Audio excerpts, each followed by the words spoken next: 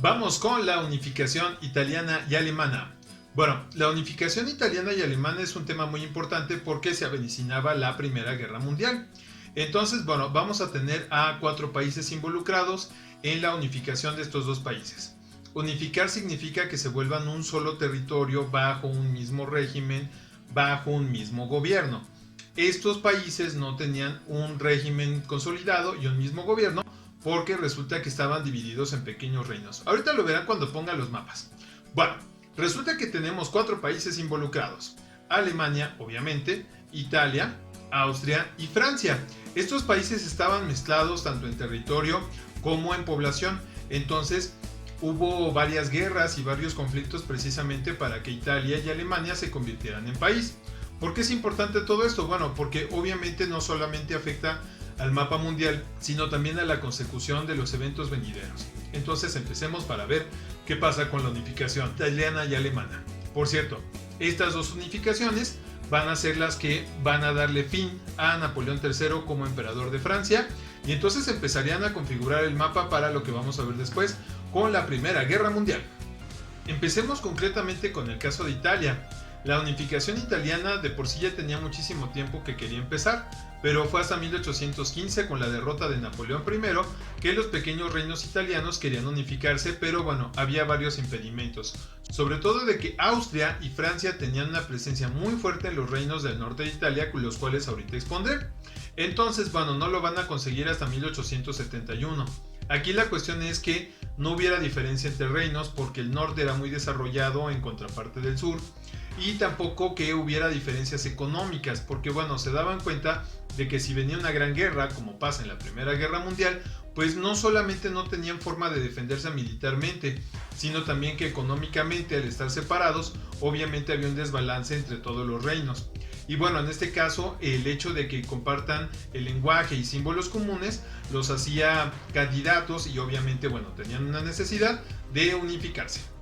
Para esto de las unificaciones siempre hay una mente militar y una mente política. Entonces precisamente les voy a enseñar a la mente militar y a la mente política que idearon la forma de Italia como país, y bueno, van a tener que agarrarse a catorrazos tanto diplomáticamente como militarmente contra Austria y contra Francia. El primero de esos personajes se llamaba Giuseppe Garibaldi. Como pueden notar, lo retratan con su camisa roja tremendamente gallardo y también con su espada. Él es la mente militar. En cambio, la mente política y también militar se llamaba Camillo Benso, mejor conocido como el Conde de Cavour, para lo cual me referiré a él de esa forma. Bueno, resulta que lo que tenían que hacer era lo siguiente. Entonces, el plan era este. El conde de Cavour atacaría por el norte, haciendo convencimiento con los reinos italianos una vez que fueran liberados de los austriacos, mientras que nuestro buen amigo Giuseppe Garibaldi también atacaría por el sur, pero él de forma militar. La idea era hacer una prensa hasta poder tomar la capital, que es Roma. Lo primero que se dan cuenta Giuseppe Garibaldi y el conde de Cavour es que Austria tiene una gran presencia en el norte de Italia. Entonces lo primero que tenían que hacer era expulsar a los austriacos del norte de Italia precisamente para ir ocupando su territorio. Finalmente, bueno, les voy a poner un mapa para que me entiendan perfectamente a lo que quiero decir. Cavour llamó a las armas en 1859 y como les decía, bueno, la cosa era primero sacar entonces a los austriacos. Resulta que aquí está el Imperio Austriaco, que tenía presencia en Piamonte, cuya capital es Turín, y por cierto es donde juega Cristiano Ronaldo, Niza, Saboya, Lombardía, cuya capital es Milán, Véneto, cuya capital es Venecia.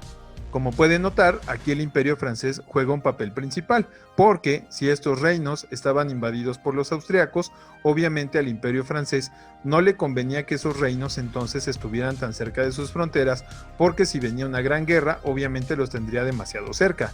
Por eso es que primero Napoleón III apoyaba a los italianos con su unificación. El asunto está en que Garibaldi y Cavour saben que no pueden enfrentarse a Austria de una manera confrontacional, porque resulta que Austria era un imperio y tenía un ejército demasiado grande, así que van a adoptar una de las estrategias más exitosas pero también más desgastantes para poder ganarle a un gran imperio. Naciones como Estados Unidos o Inglaterra han perdido contra esta estrategia que les voy a contar. Esta estrategia se llama la guerrilla. La guerrilla es muy sencilla. Un grupo de personas atacan un lugar del enemigo y entonces se esconden. no pueden hacer esta confrontación de ejército contra ejército porque si no entonces perderían. Garibaldi sobre todo era expertísimo en hacer la guerrilla. Eso sí, el proceso no sería fácil ni tampoco sería corto. Empezó en 1848 y se va a tardar hasta 1871. Tanto Cavour como Garibaldi van a ir teniendo pequeñas victorias hasta poder ganar la capital, pero sencillamente no iba a ser. Entonces por eso la guerrilla es una de las estrategias más convincentes para poder ganarle un gran ejército, pero también es una de las más desgastantes. Al principio de la guerra, en 1860, el conde de Cavour ganó el reino de Piamonte, o sea Turín, donde juega Cristiano Ronaldo.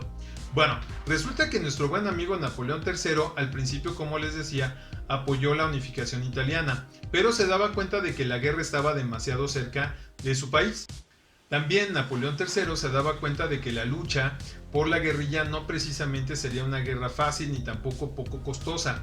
Entonces, bueno, en un giro tremendamente dramático, Napoleón III se echa para atrás de apoyar a los italianos pensando en que los austriacos, como son un gran ejército, derrotarían entonces a los italianos. Fue un grave error precisamente por lo que pasa a continuación. Napoleón III entonces se echó para atrás con un documento que se llama la Paz de Villafranca, pensando en que los italianos perderían contra los austriacos. Entonces el agarrón se daría entre Italia y Austria. Recuerden que Italia utilizaba la guerrilla y Austria utilizaba un ejército grande. Para la mala suerte de Napoleón III, resulta que Italia le ganó a Austria. Y entonces con ese hecho, los austriacos fueron expulsados del norte de Italia y entonces resulta que obviamente los planes de Napoleón se vieron truncados y no nada más ahora tenían como enemigos a los austriacos, sino también a los italianos.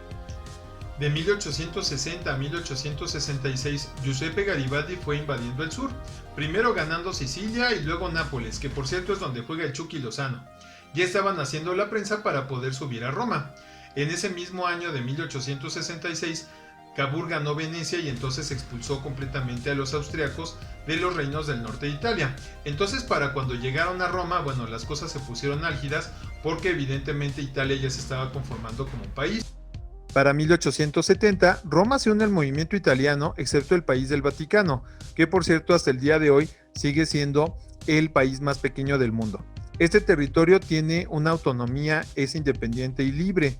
Es un país dentro de un país. Pero bueno, total. La cosa estuvo en que los italianos, o sea, Giuseppe Garibaldi y el conde de Cavour y sus amigos fueron depositando entonces su confianza al rey de Cerdeña, que era la figura política más pensante y obviamente militarmente más preparado, que era Víctor Manuel II. Y bueno, para 1871 lo proclaman como rey de Italia.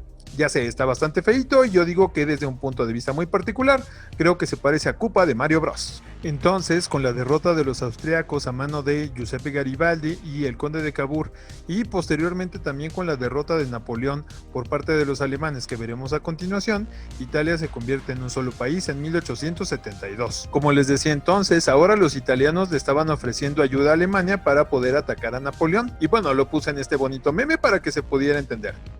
Al mismo tiempo que estaba sucediendo la unificación italiana, también empezó la unificación alemana. Entonces resulta que los italianos ahora se pondrían de acuerdo con los alemanes para atacar a Francia, porque Francia desde el principio nunca estuvo de acuerdo con que Italia y Alemania se formaran como país. Entonces, bueno, ahora Napoleón III tenía a dos enemigos muy poderosos, primero a los italianos y después a los alemanes, los cuales veremos a continuación. La unificación alemana, por su parte, bueno, empieza en 1815 y va hasta 1871. También fue un proceso muy largo y muy desgastante. Igual tenemos una mente militar y una mente política que ahorita les voy a enseñar. Y bueno, el problema con Alemania es que tenía 39 pequeños reinos. Eso sí, Alemania territorialmente es más grande que Italia, pero aún así 39 pequeños reinos para que se unificaran, como les digo, bajo un solo gobierno y una forma económica, bueno, no es precisamente fácil. Por eso es que les tomó mucho tiempo. Y bueno, sin mencionar de que también Austria y Francia tenían su vela en el entierro cuando se trataba de las cosas de Alemania. Obviamente a Francia no le convenía que Alemania se convirtiera en un país y entonces, bueno, es lo que vamos a ver. Bueno, como les decía, estos son los pequeños 39 reinos de Alemania. Entonces, el reino más grande y más influyente se llamaba Prusia. No es que los otros reinos no figuraran como tal, sino más bien que Prusia había sido el reino mucho más grande y tenía figuras políticas más importantes. La cuestión con los prusianos y los demás 39 reinos de Alemania es que no querían volver a sufrir una invasión como la de Napoleón, y como les decía, ya viene la Primera Guerra Mundial, por lo tanto también necesitan unificarse. El primer personaje, y que es la mente política, es Guillermo I de Prusia. Obviamente él, al ser el rey, tiene un papel principal en comparación con los otros gobernantes que estaban dentro de Alemania. La supermente política y también militar es Otto von La Foquita Bismarck. Nuestro buen amigo Bismarck era el canciller, o sea, es decir, el árbitro entre todos los reinos alemanes. Este señor es muy importante porque con su visión política logró convencer no nada más a los reinos, sino también derrotar a Napoleón III. Su apodo es el Canciller de Hierro. Pero yo le digo la foquita con esos bigotes. Bueno, su apodo oficial es el Canciller de Hierro y bueno, nos referimos entonces a Otto von Bismarck. Ojo, la V se pronuncia como F y normalmente en castellano se dice Otto von Bismarck, pero para pronunciarlo correctamente en alemán, Otto von Bismarck. Otra vez Austria tiene un papel preponderante en lo que es la unificación alemana. Resulta que también los austriacos estaban metidos en el territorio alemán. Entonces lo que tienen que hacer los alemanes es primero sacar a los austriacos de su territorio. Para 1864, entonces Bismarck llama a las armas para pelear contra los austriacos. Entonces lo puse en una versión de Street Fighter para que se entienda, pero primero vamos con el mapa.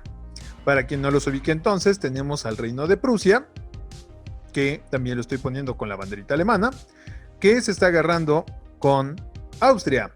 Y entonces, bueno, resulta que ganó Prusia. Después de esa gran victoria contra los austriacos, resulta que Otto von Bismarck se dedica a viajar por los reinos alemanes. Entonces, reinados principales como Hannover, Schalke y el reino de Baviera, cuya capital es München, que aquí en México decimos Múnich, bueno, ya estaban listos para unirse. Después de la gran victoria del ejército prusiano sobre Austria, entonces, bueno, las alarmas se prendieron para Napoleón III. Resulta que él no estaba dispuesto a dejar que Alemania se volviera un solo país y entonces inició una guerra entre Prusia contra Francia, o sea, es decir, Otto von La Foquita Bismarck contra Napoleón III, y vamos a ver entonces lo que pasó. Y solo como nota cultural, los prusianos tomaron nota de cómo México le ganó a Francia en la batalla del 5 de mayo de 1862, así que probablemente verán un poquito también de ese ingenio mexicano que utilizamos para derrotar a los franceses y que los prusianos lo copiaron de nosotros. La guerra franco-prusiana va del 19 de julio de 1870 al 10 de mayo de 1871. Para ubicarla entonces en el mapa tenemos a Prusia, que está en Alemania, que pelea contra Francia. Y bueno, se vieron las caras en estos territorios que están limítrofes, es decir, que están en la frontera entre Alemania y Francia. Se llaman Alsacia, así como lo escuchan con S y con C, Alsacia y Lorena. Se enfrentaron entonces nuestro buen amigo Napoleón III contra Otto von La Foquita Bismarck. La batalla definitiva se da en la batalla de Sedan el 3 de septiembre de 1870. Como pueden ver en las imágenes, los prusianos tomaron nota, como les decía, de la derrota que sufrieron los franceses en 1862 a manos de los mexicanos allá en Puebla. Entonces, bueno, utilizaron la misma estrategia de llevar a los franceses a las montañas para que no pudieran mover sus cañones, y entonces los prusianos fueron los que ganaron la batalla. Napoleón no solo fue derrotado por Bismarck, también fue obligado a renunciar a su título de emperador de los franceses. Y bueno, a la izquierda están viendo a nuestro buen amigo Napoleón III, que lo retratan como un viejito derrotado, y a la derecha, poniéndolo muy gallardo a pesar de que era mucho más grande, a este Otto von La Foquita Bismarck. Solo como nota cultural, nuestro súper querido Bocho es un Volkswagen. Bueno, en este caso, el modelo en realidad de cómo se debería de llamar el Bocho es el Volkswagen Sedan, y le pusieron ese nombre en honor a la gran victoria que tuvieron los alemanes para conformarse como país. Curiosamente, Sedan ahorita pertenece a Francia, así que bueno, para los franceses es un recordatorio de esa batalla donde perdieron tremendamente, y para los alemanes es un recordatorio de la gran victoria que tuvieron como país. Oficialmente Alemania se volvió país en 1872. Su primer rey fue Guillermo I, que ya no era Guillermo I de Prusia. fue Guillermo I de Alemania y él proclamó el Segundo Reich, es decir, el Segundo Imperio Alemán, y con esto terminamos entonces nuestra unificación entre Italia con Víctor Manuel II y Alemania con Guillermo I, que a su vez derrotaron los dos a Napoleón III.